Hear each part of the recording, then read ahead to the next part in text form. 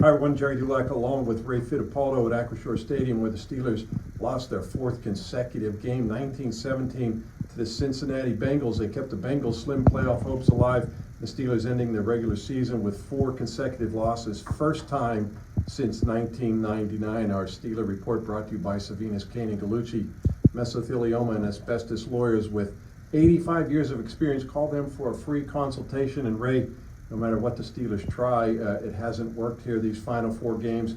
But what I don't get is, okay, I understand the weather, and it's one of those deals where they're going to try something different than what worked in Cincinnati last month when they had scored 44 points, through 520 yards offense, 28 first downs. Russell Wilson threw for 414 yards, outdueled Joe Burrow. And the game plan today was to come in and run the ball to keep it away from Joe Burrow, and it didn't work. And Mike Tomlin said we formulated a game plan that we thought we would work today.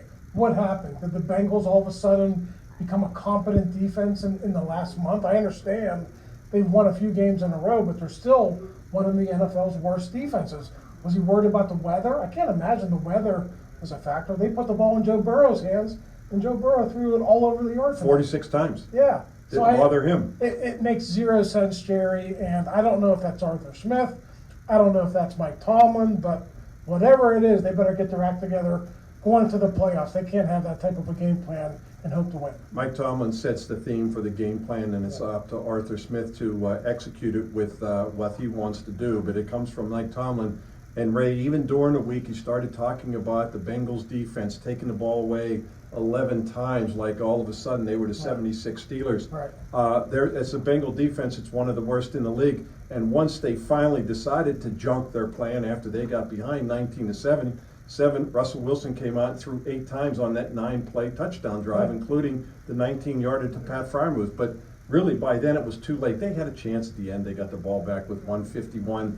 And, I think they got to their own 42, but then that 4th down pass sailed through Pat Freiermuth's hands, and that was the end of it. But it was just too late. They came in with this conservative game plan. I don't know why, after how successful they were just 4 weeks ago, and it blew up in their face like everything else. Yeah, and Russell Wilson, parroting what Mike Tomlin once said, they wanted to set the physical tone. But, Gerry, you know as well as I do, that offensive line has been regressing here late in the season. The running game has been regressing for the most part late in the season. Najee Harris today, 36 yards, 3 yards a carry. Jaylen Warren wasn't much better, 21 yards on 6 carries. I think even though the passing game was inconsistent today, Gerry, their best shot in the playoffs is with Russell Wilson and George Pickens. Hope George Pickens comes around. He wasn't good today, but it's better than what they're doing now. Well, at least they involve Pat Freiermuth, 10 targets, 8 catches. That's what they're going to need to do go forward if they want to have any kind of success. But Ray, the Bengals were playing without their top running back, Chase Brown. Khalil Herbert, their backup, rushed for 96 yards. He was the more dominant running back on the field. And when you're talking about the Steelers wanting to keep the ball away from Joe Burrow, the Bengals possessed the ball for 38 minutes, the Steelers for 22. Yeah. You can throw the ball and possession. Which he did, right? Yeah, as long as it's high percentage passes and you got a quarterback like Joe Burrow, you can do that. And the Steelers, like you said, Gerry, I mean, just 1 month ago, Russell Wilson threw for 414 yards. He threw for $148 tonight. Not that much has changed. And only 54 yards in the first half, Ray. I think he was 5 of 12 in the first half. When you look at the game, Ray, once again, I was curious about the decision when the Steelers won the toss, to defer, because they put the ball in Joe Burrow's hand. You're actually giving him a an extra possession. He goes right down the field and scores a touchdown. Then the second drive, they score again. It's 10-0. Started the second half. He came out and he threw 12 passes. He completed all 12 passes right off the bat. Second half, he completed his first 6 passes.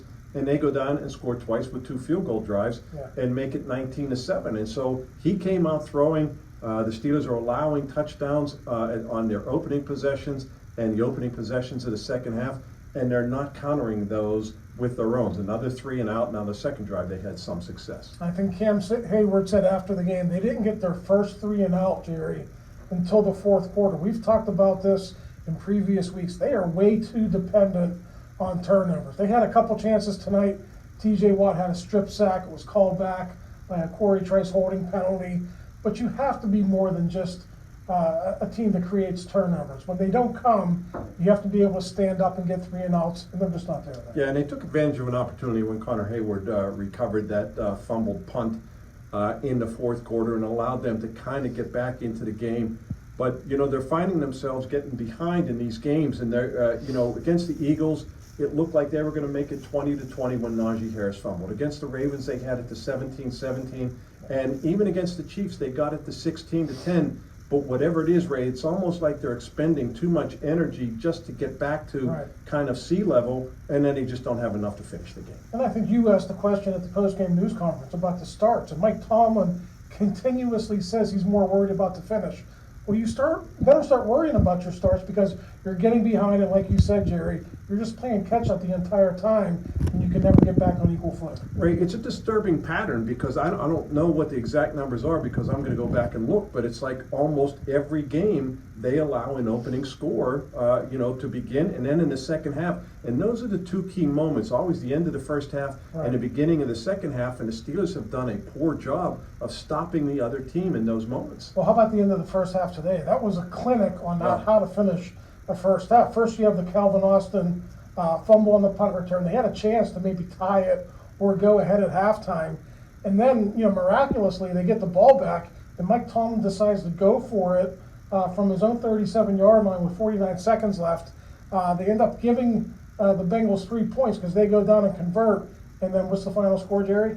19-17. So now, Ray, the Steelers go into postseason. You know, if the Chargers a win on Sunday against Las Vegas Raiders, the Steelers are the 6th seed, and guess what? They go to Baltimore to play the Ravens for the 3rd time in 9 games. If the Chargers lose, the Steelers remain the 5th seed. Then they go to Houston to play the Texans, which would be the more advantageous matchup. But Ray, they're going in losing 4 games. Russell Wilson said after the game, you have to have amnesia now. You know, this is a guy who's played in 2 Super Bowls.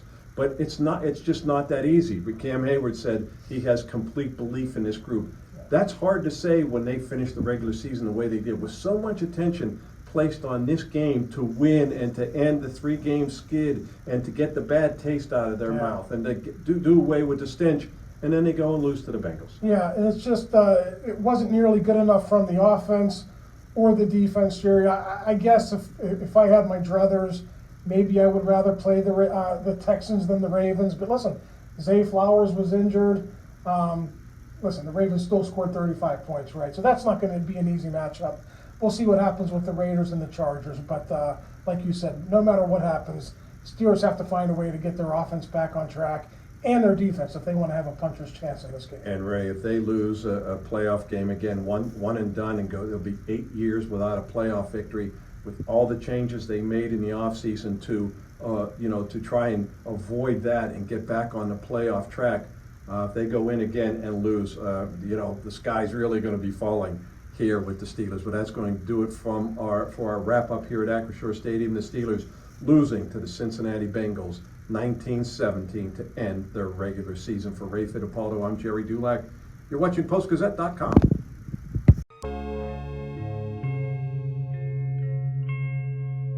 Thank you for checking out this content from Post-Gazette Sports. If you watch this video on YouTube, please like the video and subscribe to our channel. For all of the sports coverage the Post-Gazette has to offer, visit post-gazette.com.